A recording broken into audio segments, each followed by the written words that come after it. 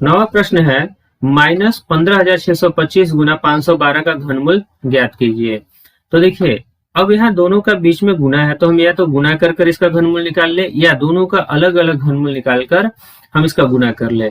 तो हम यहाँ दोनों का अलग अलग घनमूल निकालेंगे।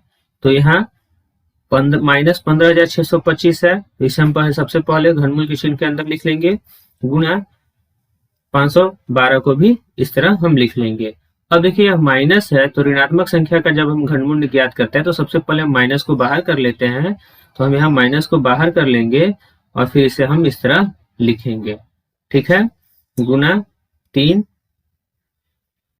512।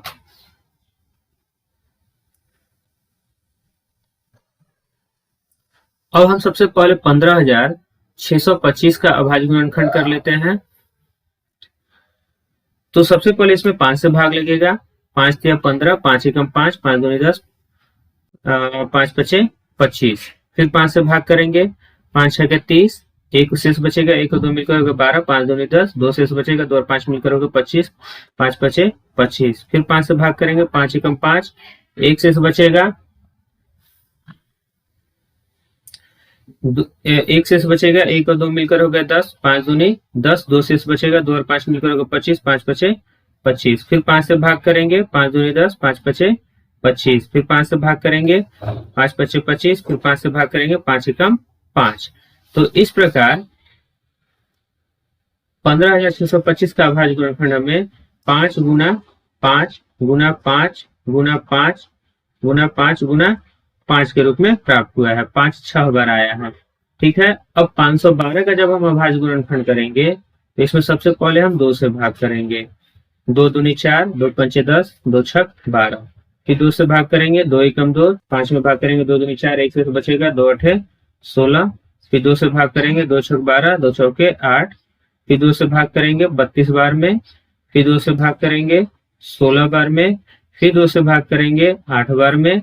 फिर 2 से भाग करेंगे 4 बार में। फिर 2 से भाग करेंगे 2 बार में, और फिर 2 से भाग करेंगे 1 बार में। तो इस प्रकार 512 का अभाज्य गुणनखंड हमें 2 गुना 2 गुना 2 गुना 2 गुना 2 गुना 2 गुना 2 गुना 2 गुना 2, मतलब यह 9 बार प्राप्त होगा। देखिए यहाँ 3 3 6 3 9 बार। अब हम घनमूल का चिन्ह हटाने के लिए यहाँ 3 3 का समूह बनाएंगे। तो देखिए, इसमें से हमें 5 गुना 5 प्राप्त हुआ, बीच में गुना का चिन्ह है, और यहाँ जब हम करेंगे तो यहाँ हमें 2 गुना 2 गुना 2 प्राप्त हुआ। ठीक है, अब 5 और 5 का गुना करेंगे तो -25 हो जाएगा, गुना 2 दूनी 4 दूनी 8। अब -25 और 8 का गुना करेंगे तो 25 अठे 200, -200 होगा। तो इस प्रकार जब हम इसे हल करेंगे तो हमारा आंसर जो होगा वह -200 होगा। ठीक है, अब हम क्वेश्चन नंबर 10 को देखेंगे।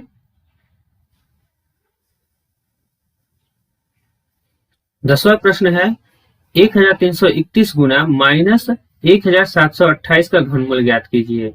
तो देखिए, 1331 11 का घन है, तो सबसे पहले हम 1331 को इस तरह से लिख लेंगे, गुना, अब यह माइनस है तो माइनस को बाहर निकाल लेंगे और 1728 को अंदर लिखेंगे। ठीक है, घनमूल के चिन्ह के अंदर। यह इसका अभाज्य गुणनखंड करेंगे तो यह हमें 11 गुना 11 के रूप में प्राप्त होगा, क्योंकि 11 एक अभाज्य संख्या है और हमें यह याद होना चाहिए कि 11 का घन क्या है, 1331 है। ठीक है, अब 1728 का हम अभाज्य गुणनखंड करेंगे। ठीक है, अगर यह आपको याद हो तो यह 12 का घन है। ठीक, फिर भी हम यहाँ इसका अभाज्य गुणनखंड कर लेते हैं। 2 से भाग करेंगे, 2 अठे 16, 1 से बचेगा, 1 और 2 मिलकर होगा 12, 2 छक 12। फिर 8 में भाग करेंगे 4 बार में। फिर 2 से भाग करेंगे, 2 चौके 8, 2 तिया 6, 2 दूनी 4। फिर 2 से भाग करेंगे, 2 दूनी 4, 2 एकम 2, 2 छके 12। फिर 2 से भाग करेंगे, 2 एकम 2, भाग नहीं लगेगा, 0, 2 अठे 16।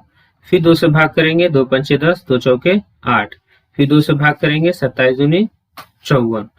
अब फिर 3 से भाग करेंगे, 3 नवा 27, फिर 3 से भाग करेंगे 3 तिया 9, फिर 3 से भाग करेंगे 3 एकम 3। तो इस प्रकार 1728 का अभाज्य गुणनखंड में 2 गुना 2 गुना 2 गुना 2 गुना 2 गुना 2 मतलब 6 बार 2 आया है और 3 बार 3 आया है।